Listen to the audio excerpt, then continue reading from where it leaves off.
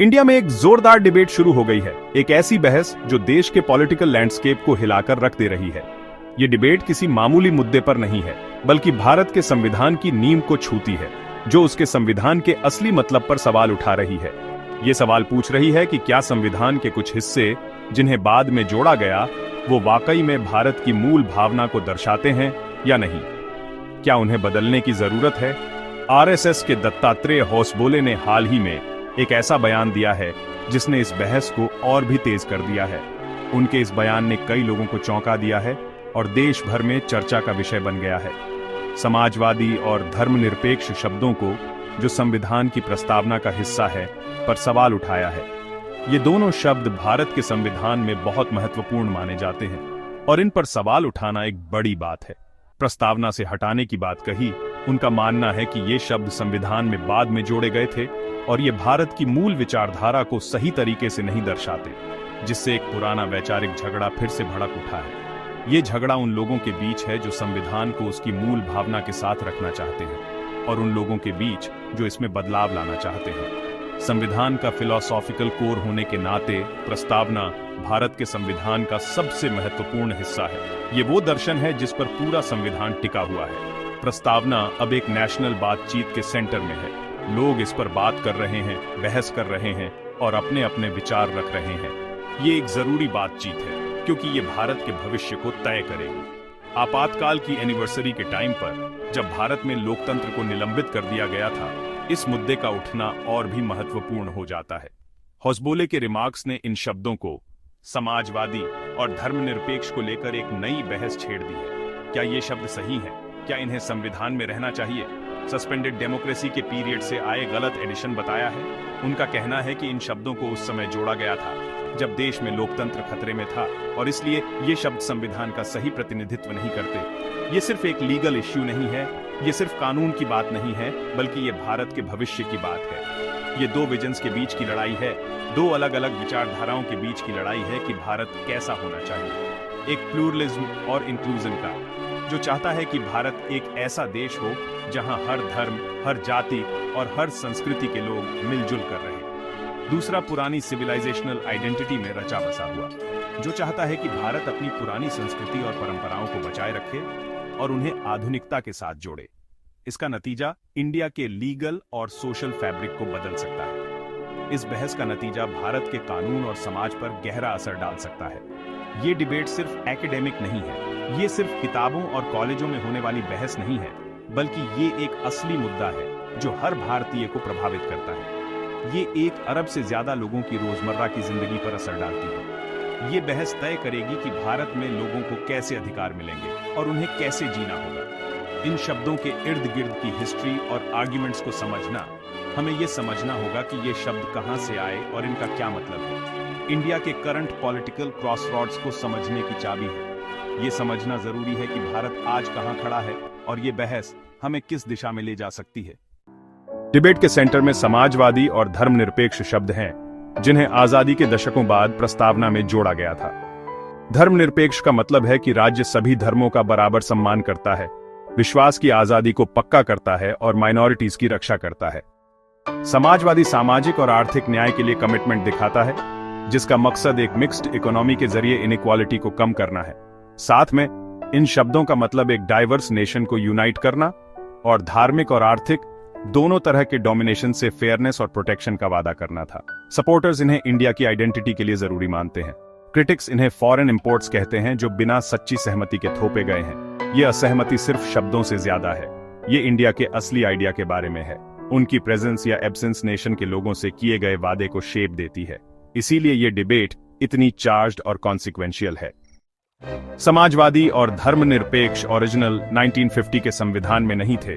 इन्हें 1976 में आपातकाल के दौरान जोड़ा गया था, एक ऐसा समय जब प्राइम मिनिस्टर इंदिरा गांधी के अंडर डेमोक्रेटिक राइट्स को सस्पेंड कर दिया गया था।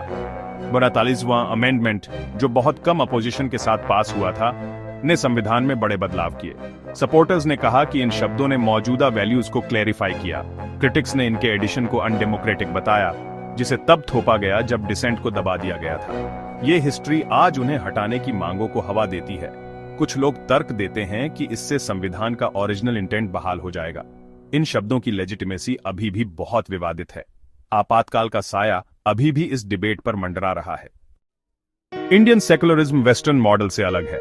इसका मतलब सभी धर्मों के लिए समान सम्मान है, न कि सख्त सेपरेशन। संविधान सभी कम्युनिटीज के लिए धार्मिक आजादी और ऑटोनॉमी को प्रोटेक्ट करता है, जिसका मकसद एक बहुत धार्मिक समाज में हार्मोनी बनाना है।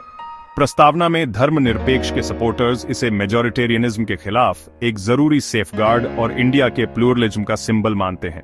क्रिटिक्स का तर्क है कि इससे पॉलिटिकल अपीजमेंट और अनइक्वल ट्रीटमेंट हुआ है, खासकर धार्मिक मामलों में राज्य के इंटरवेंशन में। कुछ के लिए धर्मनिरपेक्ष माइनॉरिटीज के लिए एक शील्ड है, दूसरों के लिए ये डिवीजन का एक सोर्स है। शब्द का मतलब और एप्लीकेशन अभी भी जोरदार बहस का मुद्दा है। प्रस्तावना में इसकी प्रेजेंस एक वादा और एक विवाद का मुद्दा दोनों है। इंडियन सेकुलरिज्म का फ्यूचर दांव पर है। इंडियन सोशलिज्म स्टेट कंट्रोल के बारे में नहीं है, बल्कि डेमोक्रेटिक तरीकों से सोशल जस्टिस और इकोनॉमिक इक्वालिटी हासिल करने के बारे में है। डायरेक्टिव प्रिंसिपल्स राज्य से इनइक्वालिटी कम करने और वेलफेयर पक्का करने का आग्रह करते हैं, बिना प्राइवेट प्रॉपर्टी को खत्म किए। प्रस्तावना में समाजवादी जोड़ने का मकसद इन कमिटमेंट्स को हाईलाइट करना था। सपोर्टर्स कहते हैं कि यह अनचेक्ड कैपिटलिज्म के खिलाफ एक जरूरी चेक और कमजोरों की रक्षा के लिए एक रिमाइंडर है। क्रिटिक्स इसे पुराना मानते हैं, इसे पिछले इकोनॉमिक स्टैग्नेशन के लिए जिम्मेदार ठहराते हैं और तर्क देते हैं कि लिबरलाइजेशन से ज्यादा प्रोग्रेस हुई है। आज की मार्केट ड्रिवन इकोनॉमी में शब्द की रेलेवेंस पर सवाल उठाया जाता है। डिबेट ग्रोथ को जस्टिस के साथ बैलेंस करने के बारे में है।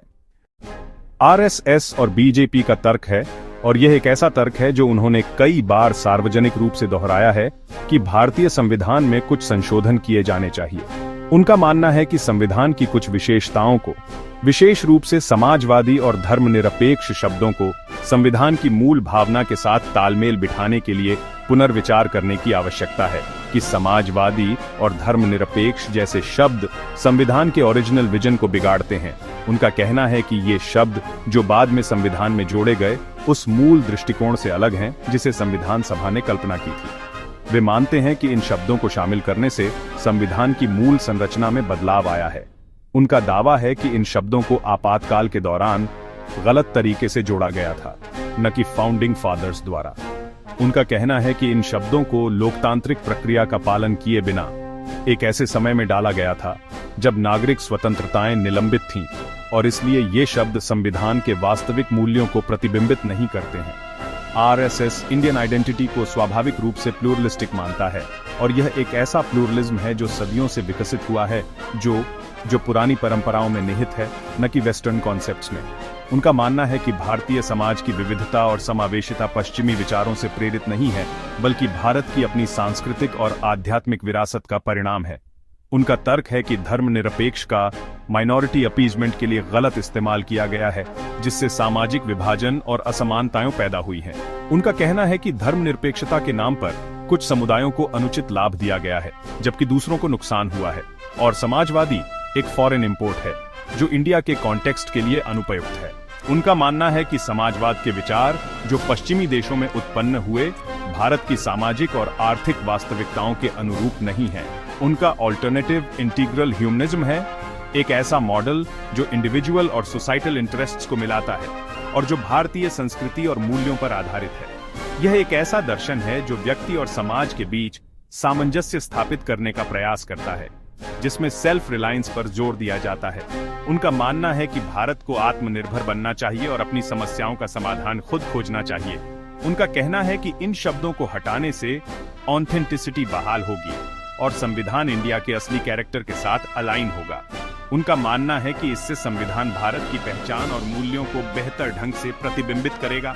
यह इंडियन नेशनलिज्म को फिर से परिभाषित करने के एक बड़े पुश का हिस्सा है। यह एक ऐसा प्रयास है जिसका उद्देश्य भारत की राष्ट्रीय पहचान को फिर से स्थापित करना है। उनके लिए यह इंडिया की सिविलाइजेशनल आइडेंटिटी को वापस पाने के बारे में है और दुनिया में अपनी सही जगह लेने के बारे में है। उनका मानना है कि भारत एक महान सभ्यता है जिसका दुनिया को बहुत कुछ देना है। कांग्रेस पार्टी, जिसने समाजवादी और धर्मनिरपेक्ष को जोड़ा था, इंडिया की इवॉल्विंग आइडेंटिटी के लिए उनकी जगह को जरूरी बताती है। उनका तर्क है कि संविधान एक लिविंग डॉक्यूमेंट है और इन शब्दों ने इम्प्लिसिट वैल्यूज को एक्सप्लिसिट बनाया। कांग्रेस का दावा है कि उन्हें हटाने से इक्वालिटी और जस्टिस कमजोर होगा, खासकर माइनॉरिटीज और गरीबों के लिए। धर्मनिरपेक्ष को मेजॉरिटेरियनिज्म के खिलाफ एक सेफगार्ड के रूप में देखा जाता है, समाजवादी को इंक्लूसिव ग्रोथ के लिए एक गाइड के रूप में। कांग्रेस इन शब्दों पर हमले को एक इंक्लूसिव इंडिया के आइडिया पर हमला बताती है। उनके लिए इन टर्म्स का बचाव करना रिपब्लिक के कोर प्रॉमिसेस का बचाव करना है। डिबेट इस बारे में है कि इंडिया आगे बढ़ता है या अपने फाउंडिंग आइडियल्स से पीछे हटता है। दोनों पक्ष डॉ.बी.आर. अंबेडकर, संविधान के चीफ आर्किटेक्ट, को अपनी पोजीशंस को सपोर्ट करने के लिए बुलाते हैं। वे उनके विचारों और योगदानों को अपने तर्कों के समर्थन में इस्तेमाल करते हैं, जिससे अंबेडकर की विरासत पर एक दिलचस्प बहस छिड़ जाती है। यह दिखाता है कि कैसे एक ही व्यक्ति को अलग अलग विचारधाराओं द्वारा अपने उद्देश्यों के लिए इस्तेमाल किया जा सकता है। जो लोग हटाने की मांग करते हैं, वे तर्क देते हैं कि अंबेडकर ने जानबूझकर समाजवादी और धर्मनिरपेक्ष को छोड़ दिया था। उनका मानना है कि इन शब्दों को बाद में जोड़ा गया और ये मूल संविधान का हिस्सा नहीं थे। उनका कहना है कि अंबेडकर एक अलग दृष्टिकोण रखते थे और इन विचारधाराओं को संविधान में शामिल करने के पक्ष में नहीं थे। संविधान के प्रोविजंस पर भरोसा करते हुए इन वैल्यूज को बनाए रखने के लिए वे संविधान के उन हिस्सों पर जोर देते हैं जो व्यक्तिगत स्वतंत्रता और समानता की बात करते हैं, और उनका मानना है कि ये प्रोविजंस ही इन वैल्यूज को बनाए रखने के लिए काफी हैं। उनका तर्क है कि समाजवादी और धर्मनिरपेक्ष जैसे शब्दों को शामिल करने से संविधान की मूल भावना कमजोर होती है। उनका दावा है कि ओरिजिनल प्रस्तावना को बहाल करने से उनकी इंटेंट का सम्मान होता है। उनका मानना है कि अंबेडकर का असली इरादा एक ऐसा संविधान बनाना था जो सभी नागरिकों को समान अवसर प्रदान करे, लेकिन इसमें किसी विशेष विचारधारा को शामिल न किया जाए। वे यह भी तर्क देते हैं कि मूल प्रस्तावना को बहाल करने से संविधान की स्पष्टता और स्थिरता बनी रहेगी। हालांकि डिफेंडर्स का कहना है कि अंबेडकर का जीवन और काम जस्टिस और इक्वालिटी के लिए समर्पित था। वे इस बात पर जोर देते हैं कि अंबेडकर ने हमेशा समाज के कमजोर वर्गों के अधिकारों के लिए संघर्ष किया। उनका मानना है कि समाजवादी और धर्मनिरपेक्ष जैसे शब्द संविधान में शामिल होने से इन वर्गों को और अधिक सुरक्षा मिलेगी, और अगर उन्होंने बाद में चुनौतियां देखी होती तो वे एक्सप्लिसिट कमिटमेंट्स का सपोर्ट कर सकते थे। उनका तर्क है कि अंबेडकर एक दूरदर्शी नेता थे और वे हमेशा बदलते समय के साथ संविधान को अनुकूल बनाने के लिए तैयार रहते थे। वे यह भी मानते हैं कि अगर अंबेडकर आज जीवित होते तो वे समाजवादी और धर्मनिरपेक्ष जैसे शब्दों को संविधान में शामिल करने का समर्थन करते। अंबेडकर कॉन्स्टिट्यूशनल फ्लेक्सिबिलिटी में विश्वास करते थे। वे मानते थे कि संविधान को समय और परिस्थितियों के अनुसार बदलने की क्षमता होनी चाहिए। उनका मानना था कि एक स्थिर संविधान समाज की बदलती जरूरतों को पूरा नहीं कर सकता। टेक्स्ट को अपरिवर्तनीय मानने के खिलाफ चेतावनी देते थे। उनका मानना था कि संविधान को हमेशा एक जीवित दस्तावेज के रूप में देखा जाना चाहिए जो समाज की प्रगति के साथ विकसित हो सके। वे किसी भी ऐसे दृष्टिकोण के खिलाफ थे जो संविधान को एक अपरिवर्तनीय ग्रंथ मानता हो। उनकी इंटेंट पर डिबेट कॉम्प्लेक्स है क्योंकि अंबेडकर के विचारों को अलग अलग तरीकों से समझा जा सकता है। कुछ लोग उनके शुरुआती लेखन पर ध्यान केंद्रित करते हैं, जबकि अन्य उनके बाद के बयानों और कार्यों को महत्व देते हैं, जिसमें दोनों पक्ष सिलेक्टिवली उनकी लेगेसी का हवाला देते हैं। वे अपने तर्कों को मजबूत करने के लिए अंबेडकर के जीवन और कार्यों के कुछ हिस्सों को चुनते हैं, जबकि अन्य हिस्सों को अनदेखा कर देते हैं। ये साफ है कि अंबेडकर ने प्रिंसिपल और अडेप्टेबिलिटी दोनों को महत्व दिया। वे मानते थे कि संविधान को कुछ बुनियादी सिद्धांतों पर आधारित होना चाहिए, लेकिन इसे समय के साथ बदलने की क्षमता भी होनी चाहिए। आर्गुमेंट शब्दों से कम और उनके विजन को सबसे अच्छे तरीके से कैसे साकार किया जाए, इस बारे में ज्यादा है। ये बहस इस बात पर केंद्रित है कि अंबेडकर के सपनों का भारत कैसे बनाया जाए और इसके लिए कौन सा रास्ता सबसे सही है। संविधान का विकास उसके मतलब पर चल रहे संघर्षों को दर्शाता है। ये दिखाता है कि संविधान एक स्थिर दस्तावेज नहीं है, बल्कि ये लगातार बदल रहा है और विकसित हो रहा है। अंबेडकर की लेगेसी इस नेशनल बातचीत के सेंटर में बनी हुई है। उनकी विचारधारा और योगदान आज भी भारत के भविष्य को आकार दे रहे हैं। समाजवादी और धर्मनिरपेक्ष पर डिबेट बहुत पॉलिटिकल है, जो पार्टी स्ट्रेटजीज और पब्लिक ओपिनियन को शेप देती है। बीजेपी और आरएसएस के लिए यह उनके बेस को मजबूत करता है और उन्हें हिस्टोरिकल गलतियों को सुधारने वाले के रूप में दिखाता है। कांग्रेस और सहयोगियों के लिए यह प्लूरलिज्म का बचाव करने और मेजॉरिटेरियनिज्म का मुकाबला करने के लिए एक रैलीइंग पॉइंट है। यह मुद्दा समाज को पोलराइज करता है, जिसमें मीडिया और सोशल प्लेटफॉर्म्स डिविजन्स को बढ़ाते हैं। आर्ग्यूमेंट्स अक्सर बाइनरी हो जाते हैं, न्यूएंस खो देते हैं और सोशल फॉल्ट लाइंस को गहरा करते हैं। यह विवाद नागरिकों को इस बात पर सोचने पर मजबूर करता है कि इंडियन होने का क्या मतलब है। यह आइडेंटिटी, बिलोंगिंग और रिपब्लिक के फ्यूचर के बारे में एक डिबेट है। इसका नतीजा इंडिया के पॉलिटिकल और सोशल लैंडस्केप को आने वाले सालों तक प्रभावित करेगा। समाजवादी और धर्मनिरपेक्ष पर लड़ाई इंडियन डेमोक्रेसी के लिए एक डिफाइनिंग मोमेंट है। यह सिर्फ शब्दों के बारे में नहीं है, बल्कि नेशन की आत्मा और दिशा के बारे में है। इसका नतीजा इंडिया के लीगल फ्रेमवर्क, सोशल कोहिजन और ग्लोबल इमेज को शेप देगा। धर्मनिरपेक्ष और समाजवादी सिर्फ आइडियल्स से ज्यादा हैं। वे माइनॉरिटीज की रक्षा करने और जस्टिस को आगे बढ़ाने के वादे हैं। उन्हें हटाने से इन कमिटमेंट्स से पीछे हटने का संकेत मिल सकता है, जिसके दूरगामी परिणाम होंगे। ये डिबेट इंडिया को अपने पास्ट, प्रेजेंट और फ्यूचर के लिए अपनी आकांक्षाओं का सामना करने के लिए मजबूर करती है। आखिर में यह इस बारे में है कि इंडिया किस तरह का नेशन बनना चाहता है। इसका रिजोल्यूशन इसके लोगों के जीवन और इसकी डेमोक्रेसी की डेस्टिनी में गूंजेगा।